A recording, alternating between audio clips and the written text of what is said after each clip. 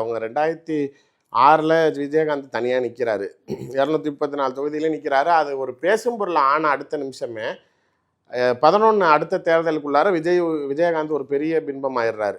எல்லா மக்களும் ஒரு வரவேற்கக்கூடிய தலைவரானப்ப அப்போ ஜெயலலிதா வந்து டக்குன்னு அவரை கூட்டணிக்குள்ளார இழுத்துக்கிறாங்க. அப்போ எல்லா கட்சிகளும் பெரிய ஆஃபர்ஸ் கொடுக்குறாங்க. டிஎம்கேவுமே இப்போ ஆஃபர் கொடுக்குது, பெரிய ஹியூஜ் அமௌண்ட், எதிர்பார்க்க முடியாத பணங்கள். விஜயகாந்த் இத்தனை ஆண்டு காலம் கஷ்டப்பட்டு சம்பாரிச்சதை ஒன் டைம் செட்டில்மெண்ட் மாதிரி. அப்படிங்கிறப்ப என்னடா அரசியல்னா இதுவா அப்படிங்கிறத இவங்க கொஞ்சம் ருசிச்சுட்டாங்க. அதுக்கு அப்பாற்பட்டு திரும்பி அடுத்த தேர்தலில் பிஜேபியோட போகிறப்ப அவங்க கொஞ்சம் பெருசாக செய்கிறாங்க. மக்கள் நல கூட்டணிக்கு வரப்ப ஜெயலலிதா ஃபண்டு தான், ஆனால் வைகோ மூலமாக விஜயகாந்துக்கு பெரிய தொகை போகுது. ஸோ இது மாதிரியான விஷயங்களில் தேர்தல் சமயம்னால இவங்க காசு பார்க்கறதுன்னு வச்சுக்கிட்டாங்க. எனக்கு என்னென்னா, நியாயமாக விஜயகாந்த் மறைவுக்கு பிறகு தேமுதிகவையே கலைச்சிருக்கணும்.